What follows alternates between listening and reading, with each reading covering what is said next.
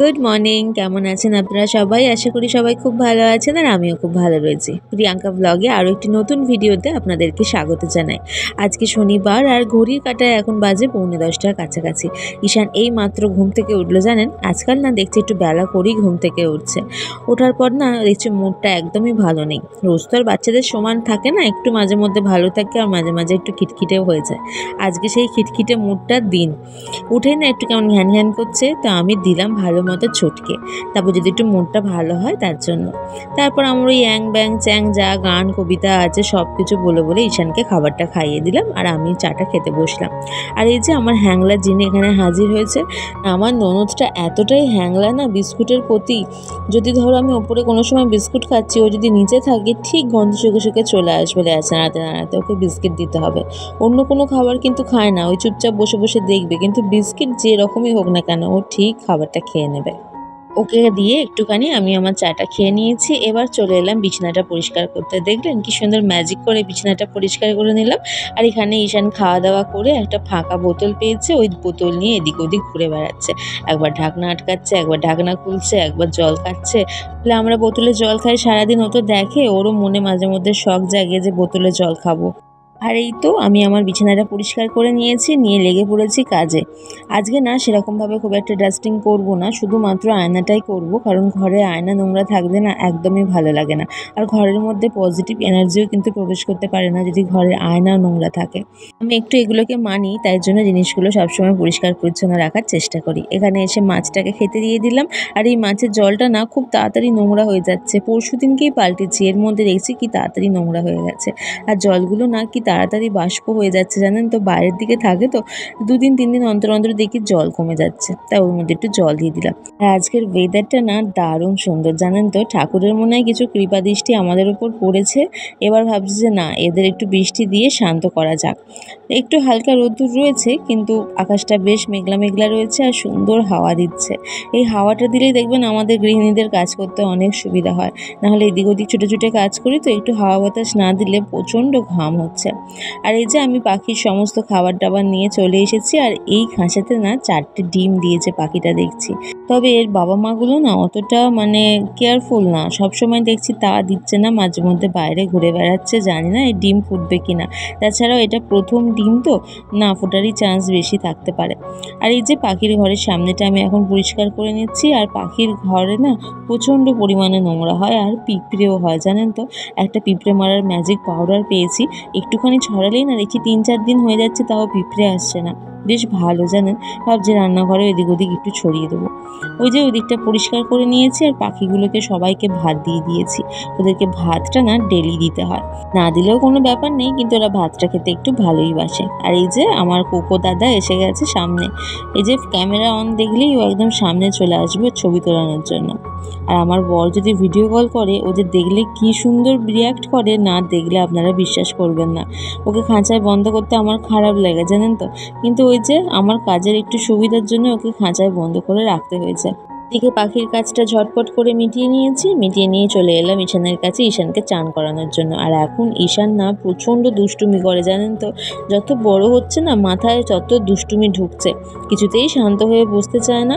এই যে ঈশানকে চান করিয়ে রেডি করে দিয়েছি, এই যে গণেশ ঠাকুরের মাথা ঠুকে মাথা ফাটিয়ে দিল বলে মাথাটা একটুখানি খাবলেও গেছে জানেন। তাও আবার তুলে তালে রেখে দিয়েছি, কারণ গণেশ ঠাকুরটা না সত্যিই খুব সুন্দর। আর এখানে চলে এলাম ওয়াশিং মেশিনে জামা কাপড়গুলো দিতে। এই মেশিনটাতে যখন জামা কাপড়গুলো ঢোকায় না, তখন এই যে মেশিনের যে আবিষ্কার করেছে তাকে না আমি মনে মনে খুব ধন্যবাদ জানাই। উনি এই মাথা খাটিয়ে মেশিনটা তৈরি করেছিল বলে না আজ আমাদের মতো মহিলাদের খুব সুবিধা হয় জামা কাপড় কাচার জন্য। না হলেই বসে বসে থোপড়ে কাচড়ে বড্ড যেন কষ্টদায়ক একটা ব্যাপার। স্নান করে ঘরে ঢোকার সময় দেখছি বাইরে আবার রোদ্দুর উঠেছে, দেখে মনটা একটু খারাপ হয়ে গেল জানেন। কারণ ভেবেছিলাম খেয়ে দিয়ে উঠে যদি একটু বৃষ্টি পড়ে তাহলে একটু ঘুমাতে পারবো টান টান করে, কিন্তু দেখলাম আমার সেগুড়ে বালি। কি ভাবলাম আর হচ্ছে আর এক। এখানে এসে চানটা করে চুলটা আঁচড়ে নিচ্ছি। আর চুলটা না আমি এখন ওই বড় দাঁড়ার চিরুনিগুলো দিয়ে আঁচড়াই। চান টান করে উঠে সরু দাঁড়ির চিরুনিগুলো একদমই ইউজ করি না, ওর ফলে কিন্তু হেয়ার ফলটা খুব হয়। আর এই চিরুনিগুলো দিয়ে আঁচড়ালে জোরটা অতটা থাকে না আর চুলটা সুন্দরভাবে আঁচড়ানো যায়। এদিকে ঈশানকে খাইয়ে দিয়েছি। খাওয়া দাওয়া করার পর ঈশানকে আমি না প্রত্যেক দিনই জুস দিই। অন্তত খাওয়া দাওয়ার 1-2 ঘন্টা তো ও খেলেই, কারণ ওকে খাইয়ে দিয়ে আমার টুকটাক কাজ থাকে সংসারে, তারপর আমিও খাই, খেয়ে দিয়ে একবারে ঈশানকে ঘুম পাড়াই। ঈশান ঘুমালে আমি একটু পাশে শুয়ে থাকি, কখনো ঘুমিয়ে পড়ি, কখনো একটু ফোন দেখি, কখনো ভিডিও এডিট করি, আবার কখনো বা সংসারের টুকটাক কাজ করি। এইভাবেই দুপুরটা কাটিয়ে দিই। ঈশানের জুস রেডি, এবার চট করে গিয়ে খাইয়ে দেবো। হয়ে গেছে দুপুরবেলা, বাজে ওই 2:45 নাগাদ। দুপুরবেলা পেরিয়ে গেছে, বিকেল হতে চললো। ঈশানকে খাইয়ে ঘুম পাড়িয়ে দিয়েছি, আমাদেরও সব খাওয়া দাওয়া হয়ে গেছে।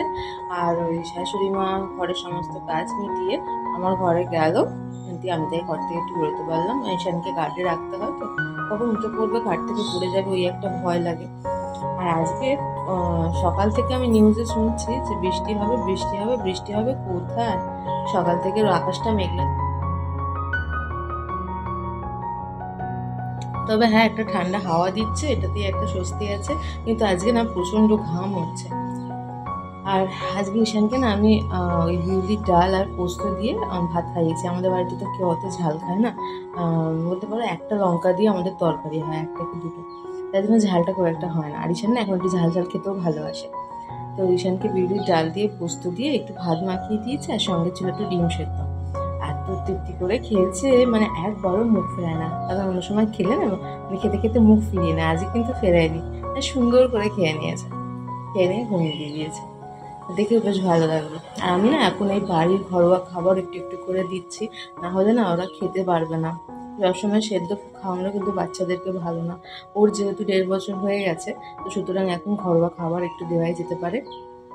আর মশলাতেও কিন্তু অনেক প্রোটিন, অনেক কিছু থাকে যেগুলো আমাদের শরীরের জন্য কিন্তু উপকারে আছে। সবসময় যে সব কিছু যে ক্ষতি করে কিন্তু তা না।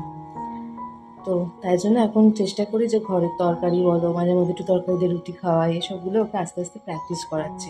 আস্তে আস্তে বড় হচ্ছে তো, যত তাড়াতাড়ি ঘরে খাবার খেতে শিখে যাবে না, তত তাড়াতাড়ি ওর জন্যও ভালো, আর আমার জন্য তো আরও ভালো। চলো, ঘরে টুকটাক কাজ আছে, সেগুলি দুপুরবেলায় আমি সারি, ঈশানী ঘুমায়, এই সুযোগে আমি কাজটা করতে পারি। চলো শুরু করা যাক।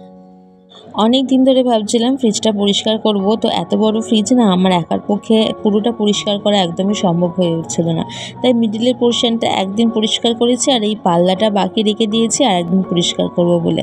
আজকে দুপুরে যেহেতু একটু সময় পেয়েছি, তো ভাবলাম যে না, পাল্লার দিকটা একটু পরিষ্কার করিয়ে নিই, নাহলে ফ্রিজটা একদমই ভালো লাগছিল না। ফ্রিজটা পরিষ্কার করার সময় না কত কী যে আমি পেলাম তার নেই ঠিক। একটা চিমটি মার্কা কলা, মানে কবেকার যে কলা সে শুকিয়ে একদম চিমটে মেরে গেছে। আর তারপরে একটা লেবু, কত রকম জিনিস পচা, যেগুলো আইডেন্টিফাই করতে পারছি না, সেসব জিনিসগুলো পেয়েছে। এগুলো কার দোষ জানেন? আমার শাশুড়ি মায়ের। কারণ আমার শাশুড়ি মা কোনো জিনিস দিনের দিন খেয়ে তুলে দিতে পারে না, সব কিছু ফ্রিজের মধ্যে রেখে দেবে, পরে খাবো বলে পচাবে। এমনকি জানেন, একটা বাটি থেকে আমি একটা খাবার পেয়েছি যেটা একদম ফাঙ্গাস পড়ে গেছে, যে তার কোনো অস্তিত্বই নেই যে সে আগের জন্মে কী ছিল। মানে সে মরে গিয়ে একদম তার কঙ্কাল ডেড বডি বেরিয়ে গেছে, এরকম অবস্থা। আমি তো দেখে প্রচণ্ড রেগে গেছি, তারপর খুব চিৎকার করাতে তারপর সমস্ত কিছু বার করে সব ফেলেছি, ফেলে সুন্দর করে পরিষ্কার করে দিয়েছি। আসলে আমার শাশুড়ি মা আগে একা থাকতেন তো, ওই একটা তরকারি 3 দিন রেখে খেত। তেনাকে দোষ দিলেও হবে না, কারণ তার স্কুল ছিল, পড়ানো ছিল, সংসারে কাজ ছিল, একা একটা মানুষ আর কত দিকে সামলাবে বলুন তো। তাই জন্য এই অভ্যাসটা তার ছিল। তবে এখন যেহেতু আমাদের কাজে লোক এসে গেছে, আমি এসে গেছি, খাওয়ার লোক একটা এক্সট্রা বেড়েছে, ওই জন্য আমি এখন সবসময় চেষ্টা করি একদম টাটকা খাবার খাওয়ার, আর পুরনো বাসি খাবার 2 দিন হলেই আমি ফেলে দিই। আর এখানে যে আচারগুলো দেখছেন না, এগুলো 3-4 বছরের পুরনো, সেগুলো আমি আবার দেখলাম ঠিকঠাক আছে কি, তারপর দেখলাম যে না ঠিক আছে, সুন্দর টেস্ট হয়েছে, আবার ফ্রিজে তুলে রাখলাম। আমি তো বলি এগুলো সিপাহি বিদ্রোহের আমলের আচার। সিপাহি বিদ্রোহ যখন যুদ্ধ চলছিল তখন দেখতে দেখতে আমার শাশুড়ি বানিয়েছিল, আর সেগুলো আর খেতে ভুলে গেছে। ওই নিয়ে আমার শাশুড়ি মার সাথে খুব তর্ক বিতর্ক হয়, আর শাশুড়ি মাকে এরকম পেছনে লাগি বলে উনি মাঝে মধ্যে রেগেও যান। কী করবো বলুন, এরকম বাসি খাবার খাওয়া আমার একদম পছন্দ হয় না। আর ওদিকে একটু কাজ শেষ হয়ে গেছিলো, হাতে টাইম ছিল, ঈশান ঘুমাচ্ছিল বলে মাছের জলটা একটু পরিষ্কার করে দিলাম। আজ ভালো, জলে যেই না ছেড়েছি দেখুন কি আনন্দ পেয়েছে বেচারা।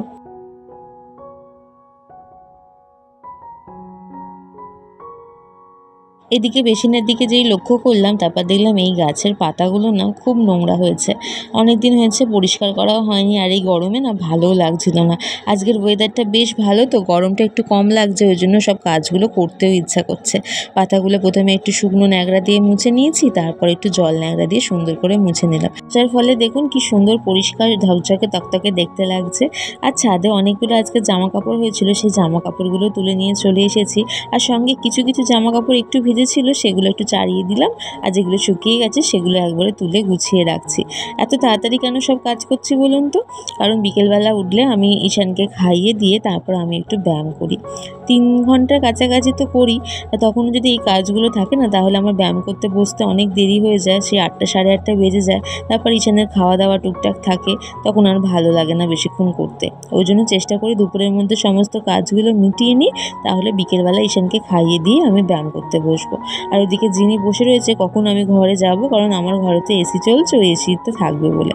আসলে ওকে ঢোকাতে ভয় লাগে জানেন তো, একটু কিছু আওয়াজ হলেই ভৌ করে চিৎকার করে উঠবে, আর সেই চিৎকারে ঈশান উঠে পড়ে, ওই জন্য বেশি ওকে ঢোকায় না। আর এদিকে ঈশান জুস খেয়েছিল, বোতলগুলো ধুতে আমি ভুলে গেছিলাম। ঘরে গিয়ে মনে পড়লো যে বোতলগুলো তো ধোয়া হয়নি, আবার চলে এলাম রান্নাঘরে বোতলগুলো ধুতে। আর ওদিকে গ্যাস ওভেনটা একটু সুন্দর করে মুছে নিচ্ছি, কারণ দেখলাম একটুখানি তরকারির ছিটে ছাটা পড়ে রয়েছে। আর গ্যাস ওভেনটা যদি অপরিষ্কার থাকে না, আমার একদমই ভালো লাগে না। এতক্ষণ ধরে যে দর্শক বন্ধুরা আমার ভিডিও দেখছেন, আশা করি আজকের ভিডিওটা আপনাদের ভালো লাগবে। যদি ভালো লেগে থাকে তাহলে প্লিজ চ্যানেলটি সাবস্ক্রাইব করতে ভুলবেন না, আর একটা লাইক করতে তো একদমই ভুলবেন না। আপনাদের করা একটা লাইক আমাকে নেক্সট ভিডিও করতে কিন্তু অনেক মোটিভেট করে। রান্নাঘরটি একটু টুকটাক নোংরা হয়েছিল, তো ভাবলাম যে হাতে যেটুকু টাইম আছে সেটুকু অপচয় না করে রান্নাঘরের যে জায়গাগুলো নোংরা হয়েছে সেগুলো একটু পরিষ্কার করে নিই। মাইক্রোওভেনটা একটু ভালো করে মুছে নিলাম, তারপর দেখলাম এই র্যাকটাতেও একটু ভালো মতো ধুলো পড়েছে, তাই জল ন্যাকড়া দিয়ে এটাকেও সুন্দর করে মুছে দিলাম। নিজেদের রান্নাঘরে নিজেরা কাজ করলে না, দেখবেন সব জিনিস যত্নে ব্যবহার করা যায়।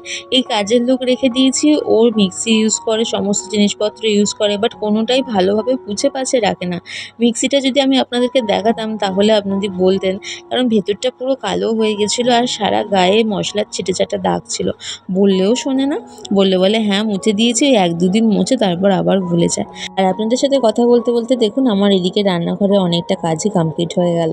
কাজ কমপ্লিট করার পর সবার জন্য একটু বেলের শরবত বানিয়ে রেখেছিলাম, আর আজকে না বেলের শরবতটা গুড় দিয়ে বানিয়েছিলাম।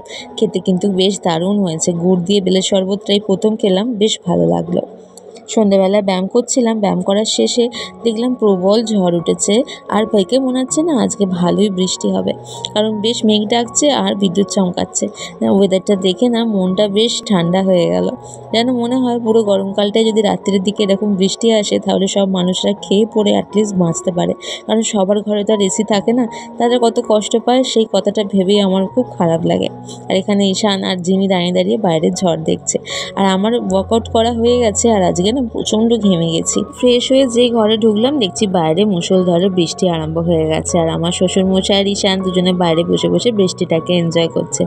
বৃষ্টিটা দেখে না মনটা বেশ ঠান্ডা হয়ে যাচ্ছে জানেন তো, অনেক দিন পর বৃষ্টি হলো, আর এই বৃষ্টির জন্য আমরা সব শহরবাসী আকাশের দিকে তাকিয়েছিলাম। বৃষ্টি দেখতে দেখতে একটুখানি খাওয়া দাওয়া করে নিচ্ছি। এখানে এখন ছোলা মেখেছি একটু শসা দিয়ে, পেঁয়াজ দিয়ে, লঙ্কা দিয়ে, আর সঙ্গে একটু লেবু আর চাট মশলা দিয়ে মেখে সন্ধ্যেবেলায় ব্যায়াম করে উঠে এটাই খাই। আর এই হারটা না আমি খুলে রেখে দিয়েছিলাম, কারণ এত গরম পড়েছিল, গলা খুব চুলকাতো, র্যাশ বেরিয়ে গেছিলো। আজকে বৃষ্টি পড়ছে, ঠান্ডা ঠান্ডা লাগছে, গলাটা ফাঁকা লাগছে বলে আবার হারটা পরে নিলাম। এখন 8:30 বাজে, বৃষ্টিটা অনেকক্ষণ আগেই থেমে গেছে, খুব একটা জোরে বৃষ্টি হয়নি, তবে যেটুকু হয়েছে অনেক হয়েছে। তবে রাস্তায় যেটুকু জল পড়লো খানিকক্ষণের মধ্যেই জানেন তো শুকিয়ে গেল, আর ঠান্ডা পেয়েছে বলে না যিনি বারান্দায় শুয়ে শুয়ে ঘুমিয়ে গেছে। আর এই যে দেখুন রাস্তা পুরো একদম শুকিয়ে গেছে, যে হারে শুকিয়েছে কেউ বলবে যে একটু আগে এরকম বৃষ্টি হচ্ছিল, তাই জন্য বলছি সেরকমভাবে বৃষ্টিটা হয়নি। যদি সেরকম বৃষ্টিটা হতো তাহলে মাটিটা ঠান্ডা হয়ে যেত। তবে যে ঠান্ডা হাওয়া দিচ্ছে, বিদ্যুৎ চমকাচ্ছে, ওটাই আমরা বসে বসে বাইরে দেখছি। বাইরে অনেকক্ষণ বসেছিলাম, তারপর ভাবলাম ঘরের চাদরটা আজকে চেঞ্জ করে দিই, কারণ অনেক দিন ঘরের চাদরটা নোংরা হয়ে পড়েছিল। তো ফাইনালি আজকে চাদরটা পরিবর্তন করে দিয়েছি, আর তার ফলে না ঘরটা বেশ সুন্দর দেখতে লাগছে। আমার শ্বশুরমশাই যেহেতু একজন টিচার, আর মাধ্যমিকের ফলাফল তো প্রকাশ হয়ে গেছে, একটা স্টুডেন্ট খুব ভালো রেজাল্ট করেছে বলে মিষ্টি দিয়ে গেছে। আর এইখানে ছোলা একটু ভিজিয়ে রাখলাম কালকের জন্য, আর কালকে আবার কুমড়ো আলুর তরকারি হবে, তার জন্য একটু বেশি করে ছোলা ভিজিয়ে রেখেছি। এখানে ঈশানের জন্য ওই দুধটা বার করে রাখলাম, আর আজকে রাত্রিরে আমাদের ডিনারে হয়েছে ছোলার ডাল। আজকের ভিডিওটা এখানেই শেষ করছি। আশা করি আপনাদের ভালো লাগবে। আজকের জন্য টাটা।